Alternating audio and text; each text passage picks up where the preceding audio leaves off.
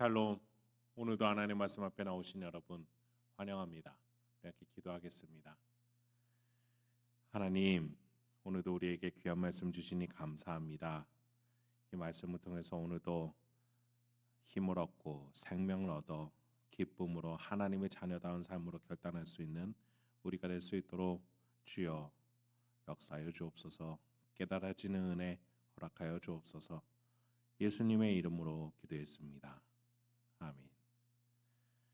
오늘 함께 살펴볼 말씀 출애굽기 21장 28절에서 36절까지 함께 살펴보도록 하겠습니다. 하나님이 이스라엘을 노예에서 장자 나라로 삼고자 일하시고 또 이들을 인도하고 계세요.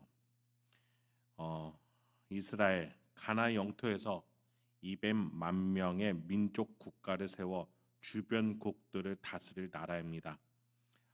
그들에게는 하나님의 뜻이라는 가장 귀한 것을 품고 나아가게 돼요. 하나님이 주시는 놀라운 안식이 무엇일까?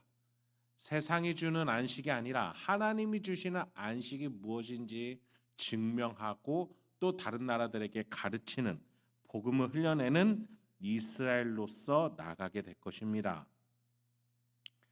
그러나 이 이스라엘에게는 아직 훈련이 필요했어요. 시간이 필요합니다. 아직 완성되어 가고 있는 과정이에요. 그런 점에 있어서 오늘 본문 속에서 이스라엘은 여전히 하나님의 뜻을 받고 또 배워가는 과정을 겪고 있습니다. 한번 본문을 살펴보시죠. 손해배상에 대한 뜻을 오늘도 이스라엘은 받고 있습니다. 28절입니다. 소가 남자나 여자를 받아서 죽이면 그 소는 반드시 돌로 쳐서 죽일 것이요 그 고기는 먹지 말 것이며 임자는 형벌을 면하려니와 소는 본래 받는 버릇이 있고 그 임자는 그로 말미암아 경고를 받았을 때 단속하지 아니하여 남녀를 막론하고 받아 죽이면 그 소는 돌로 쳐 죽일 것이고 임자도 죽일 것이며.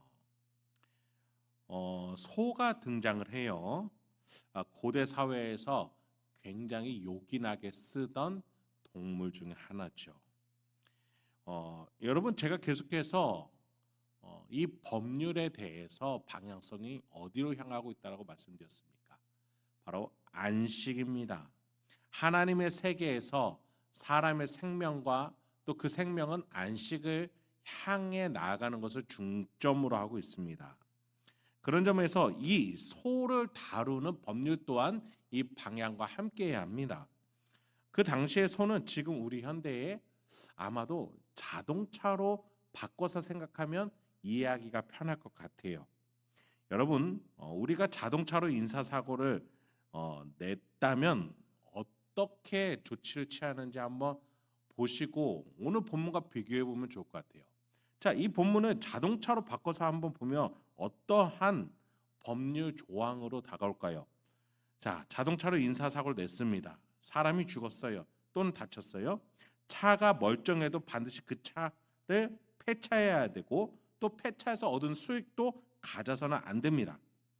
게다가 이 자동차 주인이 점검 시에 문제가 있는 것을 알았으면서도 조치를 취하지 않고 사고를 냈다면 차 주인까지도 처벌을 받게 되고 사람이 죽었을 때는 이 주인도 죽는 사형에 처하게 됩니다. 어떻습니까?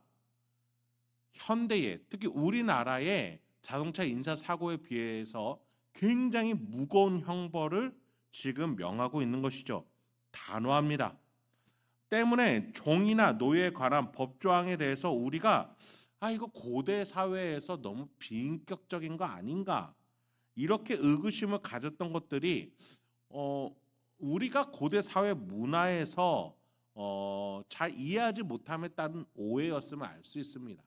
하나님의 법률은 굉장히 인간을 중심으로 하고 생명을 중시 여기고 있다는 것을 알 수가 있어요. 30절 이어서 보도록 하겠습니다.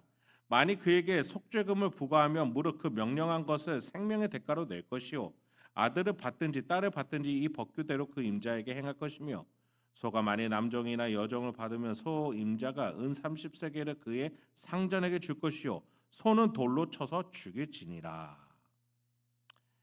여기에서도 같은 기조로 본문이 흘러가고 있습니다.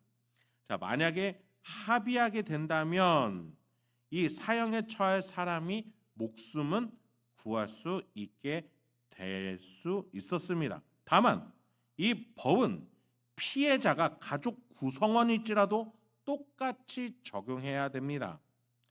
종에게 만약에 발생했을 경우에는 그 주인에게 합의금으로 책정된 금액만큼 지불해야 합니다.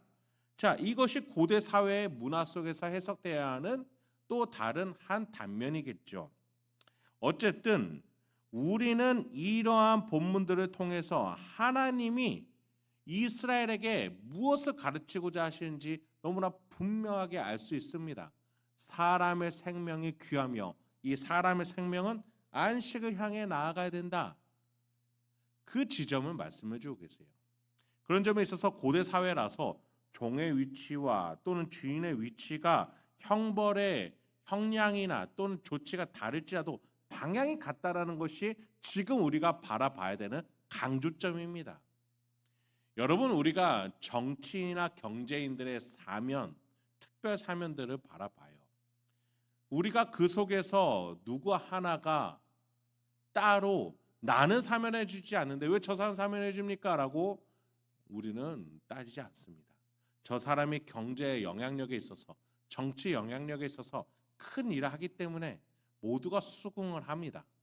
그런 점에 있어서 여러분, 이것은 차별이 아니라 이 법률이 어디를 향해 가고 있는지가 더 중점이라는 사실을 우리가 놓쳐서는 안 되겠습니다.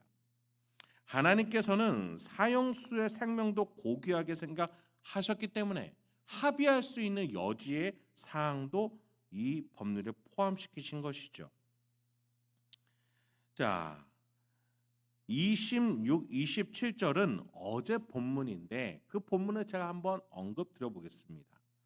사람이 그 남종의 한 눈이나 여종의 한 눈을 쳐서 상하게 하면 그 눈에 대한 보상으로 그를 놓아줄 것이며 그 남종이나 여종의 이를 쳐서 빠뜨리면 그에 대한 보상으로 그를 놓아줄지니라. 자, 원래 이 구절은 눈에는 눈, 이에는 이라는 구절의 바로 뒤에 나오는 구절입니다.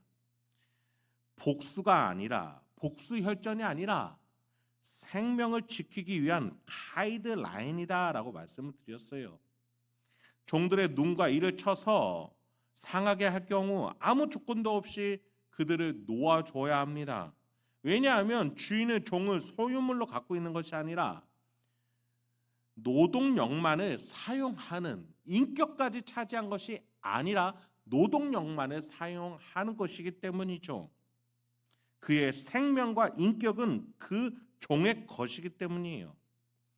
여러분, 하나님께서는 아무리 고대 사회라 할지라도 종의 인격과 생명이 안식으로 향할 수 있게끔 이 법률 속에서 고대 사회 상황에 맞게끔 그들을 안식으로 이끌어 가고 계신다라는 거예요.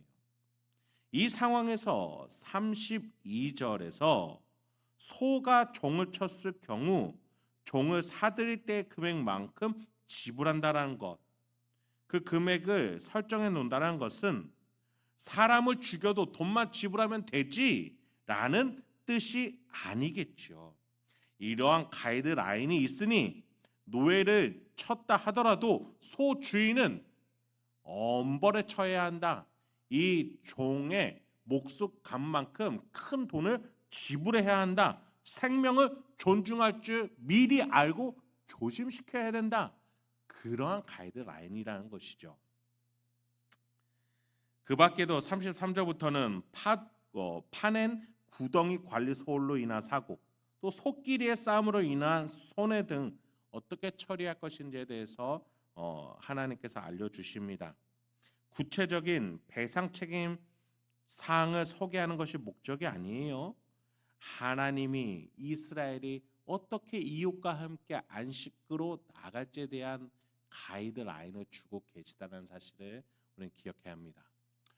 여러분, 오늘도 우리가 가정, 직장, 일상에서 타인과 타 존재와 오늘도 살아가게 됩니다.